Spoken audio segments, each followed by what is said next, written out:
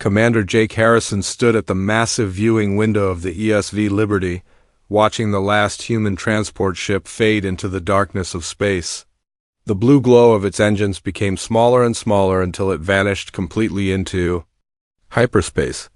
300,000 humans had lived and worked on Kepler Station just 2 weeks ago. Now the place was empty except for the confused alien workers who still had no idea what was happening. Jake pressed his hand against the cold metal wall and felt the gentle vibration of the Liberty's engines. In 6 hours, his ship would also jump to hyperspace and leave this part of the galaxy forever. He had spent 15 years of his life here, working with aliens from dozens of different species, building something he thought would last forever. But the encrypted message that came from Earth Command had been clear. All humans were to leave immediately and tell no one where they were going. Dr. Lisa Monroe walked up behind him, carrying a datapad filled with evacuation reports. Her face looked tired and sad. She had been the chief xenobiologist on Kepler Station for 8 years and had made friends with many of the alien scientists. Leaving them without explanation felt wrong to her, but orders were orders. "The last medical team just boarded Transport 7, she said quietly. "All human personnel are accounted for. We can leave whenever you give the word." Jake nodded but did not turn around. "What did you tell Dr. Kexton when he asked why we were leaving?" Lisa sighed. "I told him it was a family emergency back on Earth. He offered to help with whatever we needed. The poor creature had no idea we were never coming back." Down on Kepler Station, the confusion was growing worse by the hour. Ambassador Veltar of the Zephyrian Republic had arrived that morning for his weekly meeting with Colonel Ryan Blake, the human military liaison. Instead of finding Blake in his office, Veltar discovered only an empty room and a handwritten note on the desk. The note was simple and short. "We are sorry it came to this. You will understand soon enough. Take care of yourself, old friend." It was signed with Blake's initials. But there was no explanation of where he had gone or why. Veltar had known Blake for 6 years. They had worked together on trade agreements, border security, and refugee resettlement programs. Blake had even attended Veltar's daughter's naming ceremony last year. The human had never shown any sign of wanting to leave his position. In fact, just last month, Blake had submitted a proposal for expanding the human military training program for alien recruits. The Zephyrian ambassador tried calling Blake's personal communicator but got only an automated message saying the number was no longer in service. He tried contacting other human officials but got the same result every time. It was as if every human in the sector had simply vanished overnight. Meanwhile, in the engineering sections of Kepler Station, alien technicians were discovering that many critical systems were more dependent on human oversight than anyone had realized. Chief Engineer Amy Rodriguez had trained dozens of alien engineers over the years, but she had always handled the most complex repairs and upgrades herself. When the quantum relay network started showing error messages that morning, the alien engineers tried to fix it using the procedures Rodriguez had taught them. But the problems were more complicated than anything they had encountered before. Without Rodriguez's expertise, they could only watch as communication delays between different parts of the station grew longer and longer. The same thing was happening in the medical bays, the manufacturing centers, and the food processing plants. Human supervisors and specialists had quietly been managing hundreds of small but important details that kept everything running smoothly. With them gone, those systems were starting to break down in ways that no one had anticipated. On the industrial world of Gamma Centauri, factory manager Peter Collins had finished his shift at midnight and gone home to pack his belongings. By dawn, he was on a transport ship heading for the edge of the galaxy. The alien workers who reported for the morning shift found his office empty and the main production computers locked with access codes that no one else knew. The factory's on. Gamma Centauri produced advanced medical supplies, computer components, and fusion reactor parts that were used throughout the sector. Collins had designed most of the manufacturing processes himself and had never fully documented how they worked. He had always planned to create detailed instruction manuals, but there had never seemed to be enough time. without Collins and his human engineering team, the factories could not produce anything more complex than basic metal parts. The automated systems kept running, but they were programmed for routine maintenance, not for solving problems or adapting to new requirements. Within days, orders from dozens of worlds were piling up unfulfilled. Back on the ESV Liberty, Jake Harrison received reports from human evacuation coordinators throughout the sector. Every human colony, research station, diplomatic outpost, and military base was empty. The operation had taken 2 weeks to complete, but it had been planned in secret for over a year. Jake remembered the day he had first learned about the evacuation plan. Admiral Susan Torres had called him to Earth for what he thought was a routine briefing. Instead, she had shown him classified intelligence reports that revealed a shocking truth about humanity's alien allies. The reports came from human intelligence operatives who had been monitoring private communications between various alien governments. What they discovered was that many of the alien leaders viewed humans as useful but temporary partners. Once the aliens had learned enough from human technology and organizational methods, they'd planned to gradually reduce human influence and eventually remove humans from positions of authority entirely. The plan was not motivated by hatred or fear, but by simple political calculation. Humans were a young species with a relatively small population compared to the major alien civilizations. Many alien politicians believed that humans had been given too much influence too quickly and that this needed to be corrected for the long-term stability of the galactic community. Some of the intercepted communications were particularly disturbing. Several alien leaders had discussed treating humans as a client species that would be allowed to exist under alien supervision but would have no independent political rights. Others had suggested that human colonies should be restricted to less desirable worlds so that prime real estate could be redistributed to alien populations. Jake had read those reports with growing anger and disbelief. For 30 years, humans had worked as equal partners with dozens of alien species. They had shared their technology freely, helped solve conflicts between alien nations, and contributed to scientific and cultural advances that benefited everyone. The idea that their alien friends were secretly planning to betray them was almost too horrible to believe, but the evidence was overwhelming, and Earth Command had decided that humanity could not afford to wait and see what would happen. The evacuation order had gone out to every human facility in the galaxy, encrypted with codes that only humans would understand. Now, as Jake watched the last lights of Kepler Station disappear behind them, he wondered if they had made the right choice. 3 months had passed since the last human ship disappeared into hyperspace, and the problems were getting worse every day. What had started as minor delays and small malfunctions was now becoming a crisis that threatened the entire galactic network. Captain Amy Rodriguez had been gone for 93 days, but her absence was felt more strongly with each passing hour. The quantum relay network that connected thousands of worlds across the galaxy had been her greatest achievement. She had spent 12 years designing and building the system with help from the best alien engineers in the sector. But Rodriguez had always been the one who understood how all the pieces worked together. The alien technicians who tried to maintain the network after she left found themselves dealing with problems they had never seen before. Messages that should have taken seconds to travel between star systems were now taking minutes. In some cases, communications were delayed for hours or even days. The carefully balanced quantum frequencies that Rodriguez had calibrated by hand were slowly drifting out of alignment. Dr. Zexnari, the Veltorian physicist who had worked most closely with Rodriguez, spent his days staring at diagnostic screens filled with error codes he did not understand. He had copies of all the technical manuals that Rodriguez had written, but the manuals only covered routine maintenance procedures. They did not explain how to solve the complex problems that were now appearing throughout the system. She made. "It looks so easy," Zexnari said to his assistant as they watched another relay station go offline. Rodriguez would just look at the readings for a few minutes, make some adjustments with her hands, and everything would work perfectly again. "I thought I understood what she was doing, but I was wrong. The communication delays were causing problems." throughout galactic civilization. Trade ships could not coordinate their schedules with ports and warehouses. Military fleets lost contact with their command centers for hours at a time.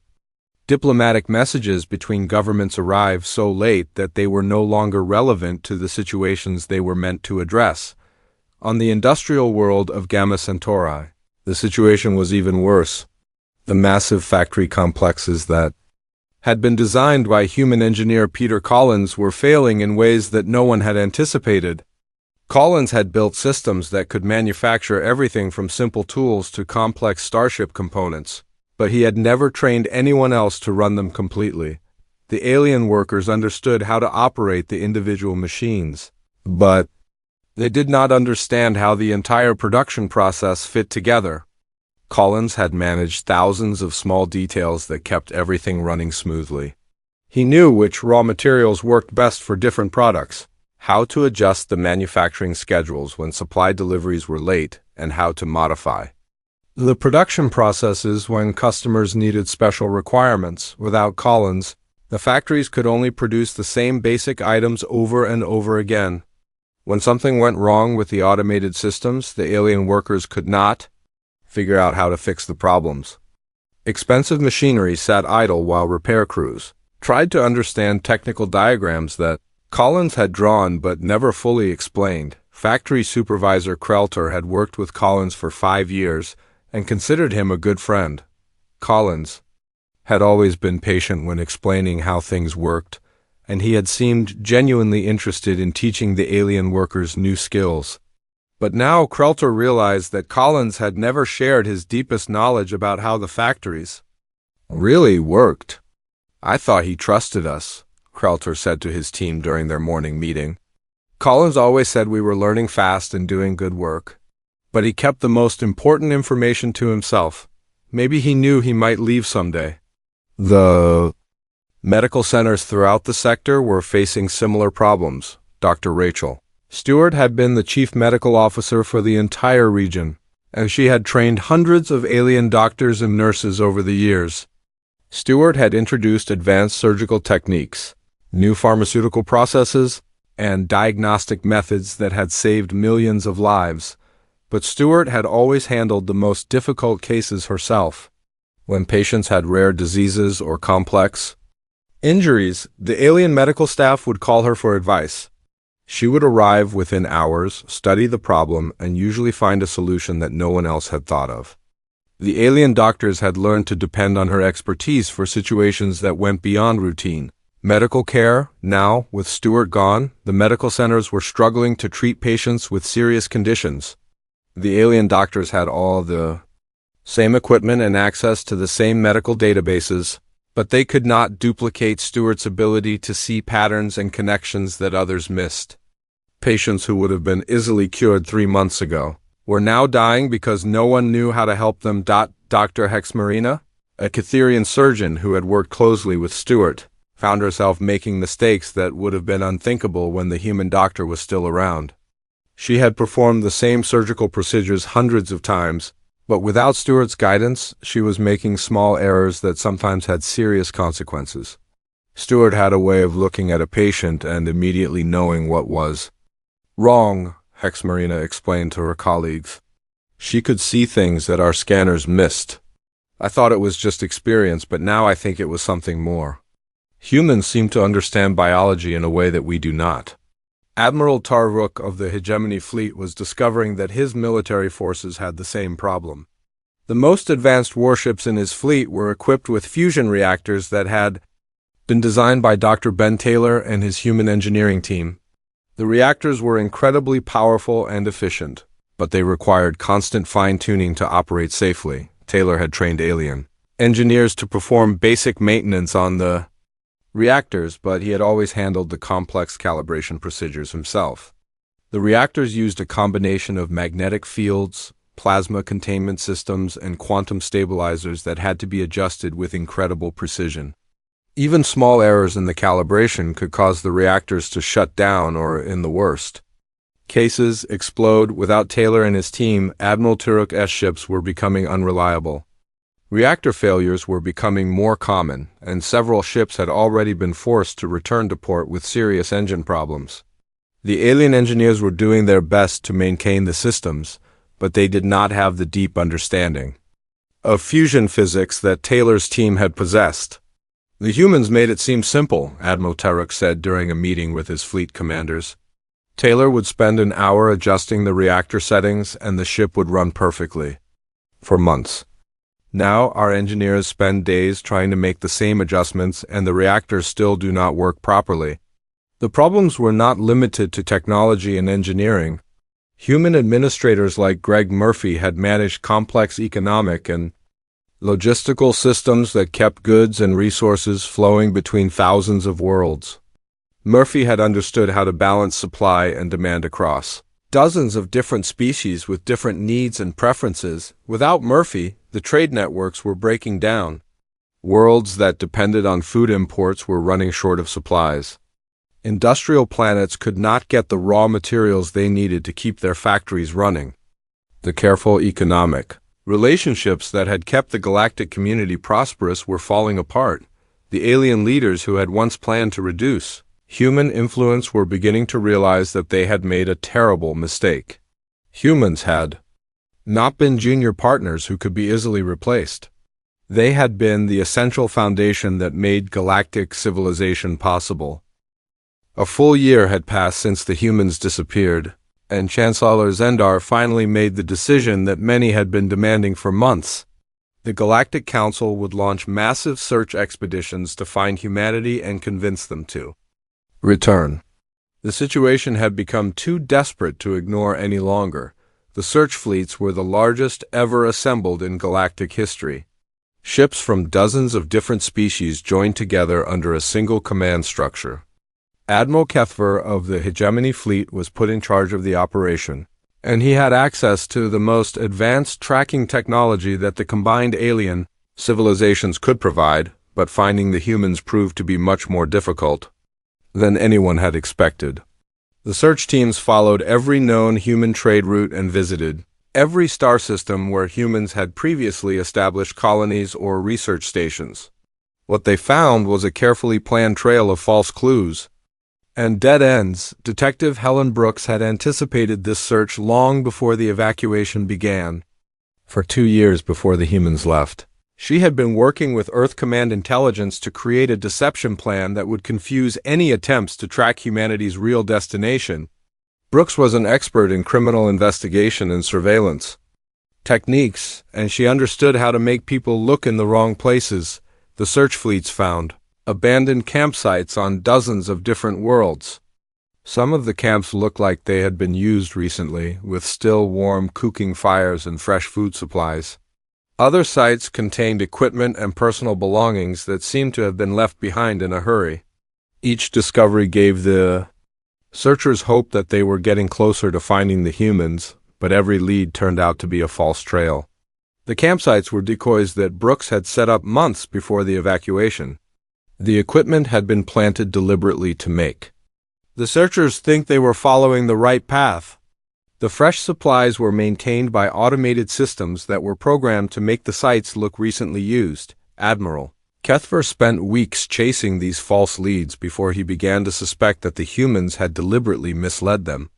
They planned this evacuation very carefully, he told his officers during a strategy meeting. The humans knew we would try to follow them, and they prepared for that possibility. Meanwhile, on the Council world of Nexus Prime, the situation was becoming more desperate every day. Administrator Greg Murphy had managed the complex economic systems that kept food, medical supplies, and manufactured goods flowing between thousands of worlds. His replacement, a well-meaning Kalthari named Zipik, was struggling to understand how those systems worked. Zipik had worked closely with Murphy for 3 years and thought he understood the basic principles of interspecies trade management. But Murphy had never explained the subtle details that made the difference between success and failure. Murphy knew which species preferred certain types of products, which shipping companies were reliable during different seasons, and how to negotiate deals that satisfied everyone involved. Without Murphy's expertise, the trade networks were collapsing.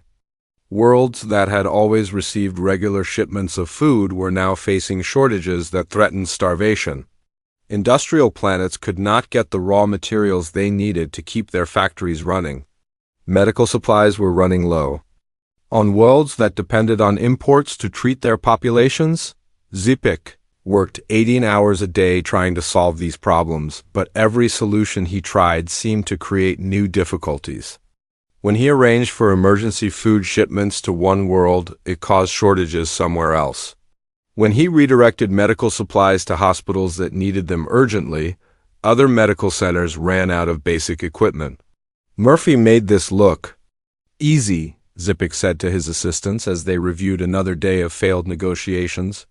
He would make a few calls, send some messages, and somehow everything would work out perfectly. I have access to all the same information and communication systems, but I cannot achieve the same results. The truth was slowly becoming clear to the alien leaders through recovered human data files. Dr. Carol Thompson had been a specialist in galactic history and political science, and she had spent years studying the rise and fall of previous interstellar civilizations. Her research had uncovered a disturbing pattern that explained why the humans had left. Thompson had discovered that, in every case where a young species had been integrated into an established galactic community, the same thing eventually happened. At first, the newcomers were welcomed and treated as equals. Their fresh ideas and different perspectives were valued, and they were given important roles in government, science, and industry. But over time, the established species began to view the newcomers as a threat to their traditional power structures. The older civilizations had spent thousands of years building their political and economic systems, and they did not want to share control with species that had only been part of the galactic community for a few decades. Thompson's files contained detailed records of intercepted communications between various alien governments. The communications revealed that many alien leaders had been planning to gradually reduce human influence and eventually treat humanity as a client species that would exist under alien supervision. The plan was not motivated by hatred or racism, but by political pragmatism.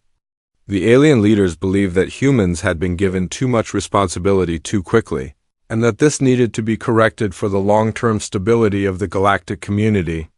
They saw humans as useful but temporary partners who should eventually be relegated to subordinate roles. Some of the communications were particularly revealing. Council member Rick Style of the Valtorian Federation had written to his colleagues about the need to manage human expectations and ensure that they did not become too comfortable in positions of authority. Senator Jexnari of the Zephyrian Republic had suggested that human colonies should be restricted to less desirable star systems so that prime territory could be redistributed to alien populations. These communications had been intercepted by human intelligence operatives who had been monitoring alien government networks for years. The evidence was overwhelming and undeniable. Despite 30 years of apparent friendship and cooperation, humanity's alien allies had been secretly planning to betray them. When Thompson's research was presented to Earth Command, the decision to evacuate had been made quickly. Humanity could not afford to wait and see how the alien plans would unfold.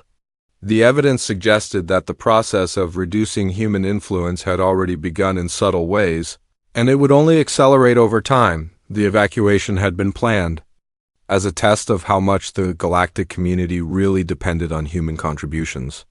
If the aliens could manage without humans, then perhaps the relationship had run its course naturally. But if human expertise was truly essential, then the aliens would have to reconsider their plans for the future. Now, 1 year later, the test results were becoming clear. The search fleets were still chasing false leads across the galaxy while critical systems continued to fail. The alien leaders who had once planned to reduce human influence were beginning to understand that they had made a catastrophic error in judgment, but finding the humans would not be enough to solve the crisis. Even if the search fleets eventually discovered humanity's location, convincing them to return would require admitting that the plans for betrayal had been real. The trust that had taken 30 years to build had been shattered, And rebuilding it would not be easy. Chancellor Zendar reviewed the latest reports from the search fleets and the economic crisis on Nexus Prime. The situation was worse than anyone had imagined when the humans first disappeared. What had seemed like a temporary inconvenience was becoming a permanent catastrophe that threatened the survival of galactic civilization itself. 2 years had passed since the humans departed, and galactic civilization was collapsing faster than anyone had thought possible. What had begun as minor inconveniences had grown into a crisis that threatened the survival of billions of beings. Across thousands of worlds, Captain Steve Walsh had been the chief navigation officer for the entire galactic hyperspace network. His team had spent 15 years carefully mapping safe routes through hyperspace and calibrating the navigation beacons that guided ships between star systems. The work required incredible precision because even small errors in hyperspace calculations could send a ship thousands of light years off course or trap it in the dangerous void between dimensions. Without Walsh and his human navigation team, the hyperspace routes that had been safe for decades were becoming death traps. The navigation beacons that guided ships through hyperspace were slowly drifting out of alignment, and the alien technicians who tried to recalibrate them did not understand the complex mathematics that Walsh had used. The first major disaster happened when a passenger liner carrying 12,000 beings jumped into hyperspace using coordinates that should have brought them safely to their destination. Instead, the ship emerged in empty space 300 light-years from the nearest star. The navigation computers showed error messages that no one could understand, and the ship's emergency beacon could not reach any inhabited systems. By the time rescue ships found the passenger liner 2 weeks later, half the beings on board had died from starvation and life support failures. The survivors were in critical condition, and many would never fully recover from their ordeal. The investigation showed that the hyperspace beacon the ship had followed was sending signals that were wrong by just a few decimal places. But that tiny error had been enough to cause the catastrophe. Similar accidents were happening throughout the galaxy as more navigation beacons failed and hyperspace routes became unreliable. Trade ships carrying essential supplies were getting lost for weeks at a time. Military vessels sent on routine patrols would disappear without explanation. Even the search fleets looking for humanity were losing ships to navigation errors that would have been impossible when Walsh was still maintaining the system. Admiral Turok watched his own fleet shrink as more ships were lost to hyperspace accidents. 3 of his best cruisers had vanished in the past month, and he had no way of knowing whether they were lost in space or destroyed in hyperspace storms. The remaining ships in his fleet were afraid to make long jumps, which meant they could only travel to nearby systems using slow, conventional engines. Walsh warned us about this 5 years ago, Admiral Turok told his remaining captains during an emergency meeting. He said the navigation beacons needed constant maintenance and that the hyperspace routes would become dangerous if we did not keep them properly calibrated. We thought his human team was just trying to make their jobs seemed more important than they really were. The medical crisis was spreading even faster than the transportation problems. Dr. Nancy Bell had been the chief agricultural specialist for the Galactic Food Production Network. She had developed crop enhancement techniques that allowed even marginal worlds to produce enough food to feed their populations. Her methods had turned dozens of desert planets into productive farmlands and had prevented famines that could have killed billions. But Bell's techniques were not as simple as they had appeared. She had spent years studying the biology of hundreds of different plant species and learning how they interacted with alien soil types and atmospheric conditions. The crop enhancement methods she had developed required careful attention to thousands of small details that most alien farmers did not even know existed. Without Bell's guidance, the agricultural worlds that had depended on her techniques were experiencing massive crop failures. Plants that had grown successfully for years were suddenly dying from diseases that the alien farmers could not identify or treat. Soil that had been fertile and productive was becoming barren and unable to support any kind of plant life. The worst affected worlds were those that had been completely transformed by Bell's methods. These planets had originally been unsuitable for agriculture, but Bell had found ways to make them productive by introducing specific combinations of earth plants and carefully designed soil treatments. Without her continued oversight, these artificial ecosystems were collapsing completely. Farmer Keldash had worked with Bell for 8 years on the agricultural world of New Harvest. Bell had taught him how to grow food crops in soil that had originally been too acidic to support any plant life. The techniques had seemed straightforward when Bell was there to guide him, but now Keldash was watching his fields turn brown and die despite following all the procedures he thought he understood. "Dr. Bell made it look so easy," Keldash said, as he surveyed his dying crops. She would test the soil, adjust the nutrient levels, and plant the seeds in exactly the right patterns. I watched her do it hundreds of times, but I must have missed something important because nothing works the same way when I try to do it myself.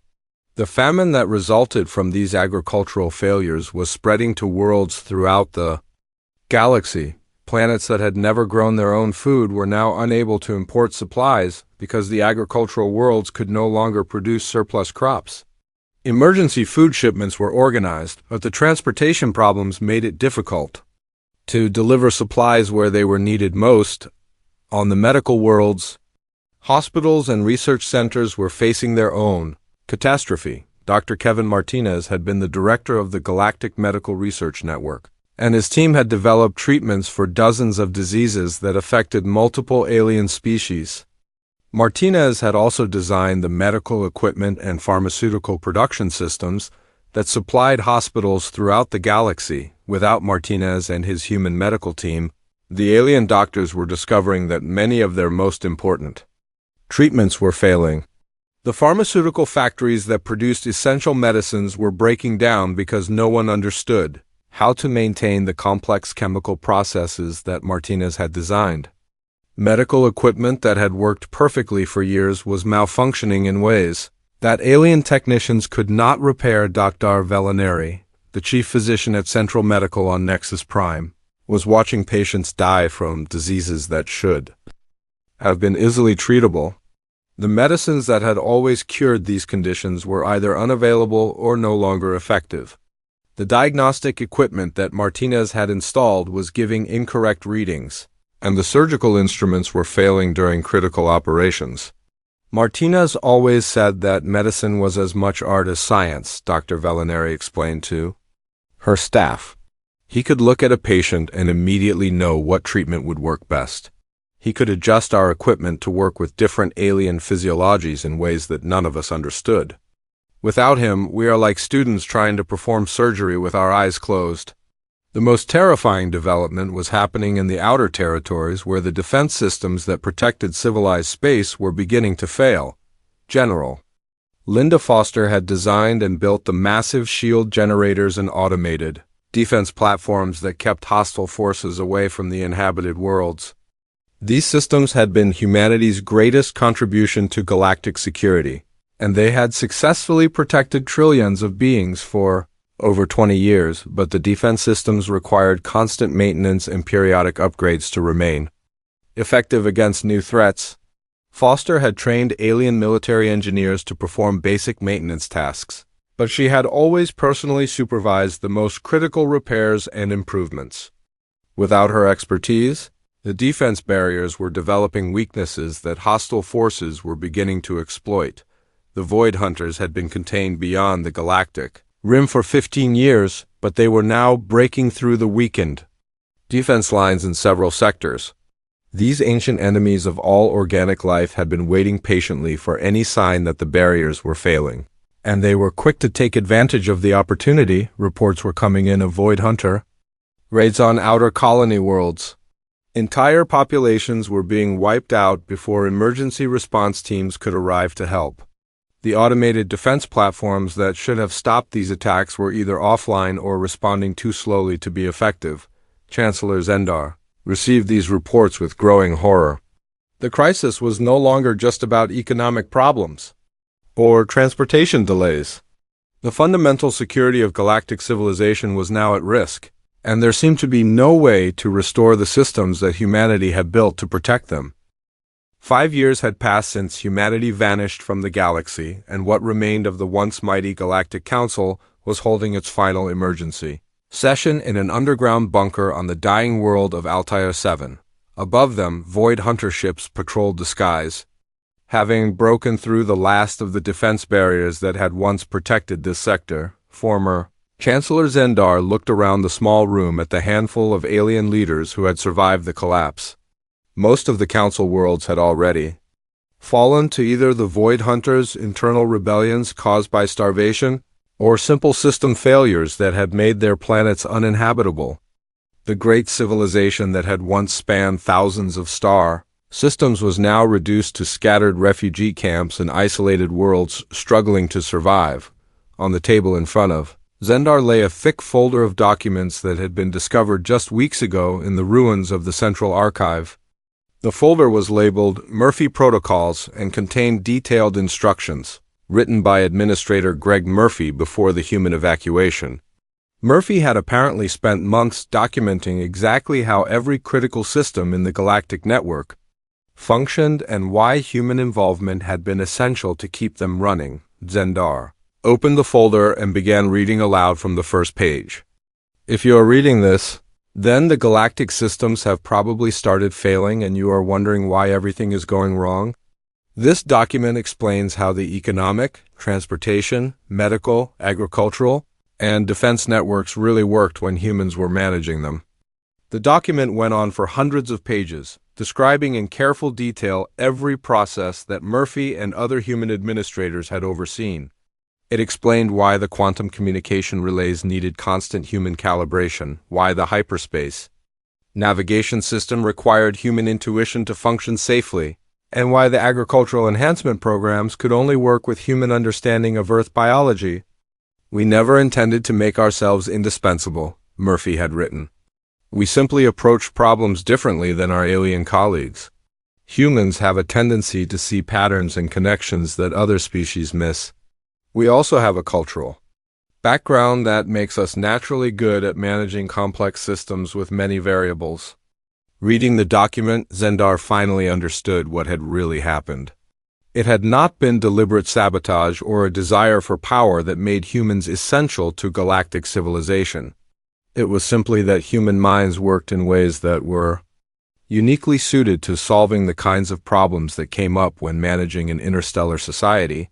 Aliens were excellent at understanding systems that followed clear rules and logical patterns. But galactic civilization was messy and unpredictable, full of unexpected problems and situations that required creative solutions. Humans had an unusual ability to adapt quickly to changing circumstances and find solutions that worked even when they did not fully understand why. Meanwhile, in the Andromeda Galaxy, humanity had established a thriving new civilization centered around the world they called New Terra. Commander Jake Harrison, now 73 years old and serving as the elected president of the Human Colonial Council, sat in his office reading the final transmission that had been received from the Milky Way galaxy. The message had been sent by Dr. Yextal, one of the few surviving members of the original Galactic Council.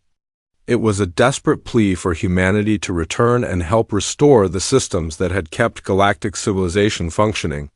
Along with the plea, Yextal had transmitted copies of the Murphy Protocols and other documents that proved the alien leaders now understood how badly they had misjudged humanity's contributions. "We know now that we made a terrible mistake," Yextal's message said. "We thought you were just useful helpers who could be replaced when we no longer needed you. We did not understand that you were the foundation that made everything else possible. Please, if any humans receive this message, we beg you to consider returning. We will accept any terms you set. We just want to rebuild what we had together." Jake's daughter, Captain Julie Harrison, stood beside her father's desk reading the same message. At 42 years old, Julie commanded one of the largest human fleets in Andromeda and had been born during the early years of the evacuation. She had grown up hearing stories about the old galaxy but had never seen it herself. "What do you think, Dad?" Julie asked. "Should we go back and help them?" Jake was quiet for a long time, looking out the window at the bustling human city that had been built in the 5 years since they arrived in Andromeda.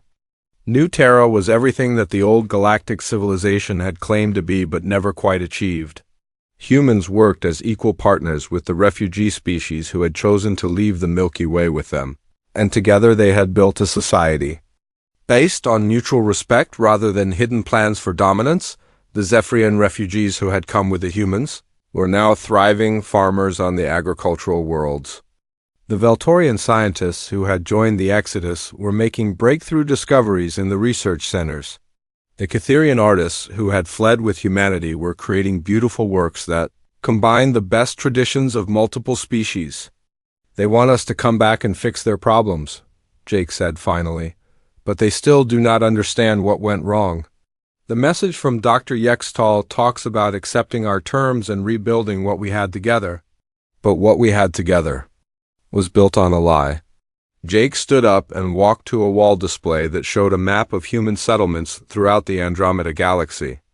Hundreds of worlds were now home to human colonists and their alien partners. The population was smaller than it had been in the Milky Way, but it was growing quickly and everyone was working toward a common goal. "For 30 years we thought we were equal partners with the aliens in the old galaxy," Jake continued. "We shared our technology freely, we helped solve their problems, and we trusted them with our lives. But all that time, they were secretly planning to reduce us to the status of servants. They only valued us for what we could do for them, not for who we were as people." Julie nodded, understanding her father's point. "So even if we went back and helped them rebuild everything, what would stop them from planning to betray us again?" "Once the crisis was over?" "Exactly," Jake said. "The fundamental problem was not that their systems failed when we left. The problem was that they never saw us as true equals. They saw us as useful tools that they could discard when we were no longer needed." Jake walked back to his desk and began composing a reply message to Dr. Yextal. The message would be brief and final. "We received your transmission and we understand your situation. We are sorry for the suffering that has resulted from the collapse of galactic civilization. However, we have chosen to build a new life in Andromeda where we work as true equals with our partners. The Murphy protocols and other documents you sent prove that you now understand how much you depended on human contributions. But understanding our value is not the same as respecting our worth as individuals. The intercepted communications from your leaders showed that you viewed us as temporary partners who could be discarded when convenient. We hope that the survivors in the Milky Way will be able to rebuild their civilization on a foundation of genuine cooperation and mutual respect. But we will not be returning. We have learned that it is better to build something new with people who truly want to work together than to try to repair relationships that were based on deception from the beginning."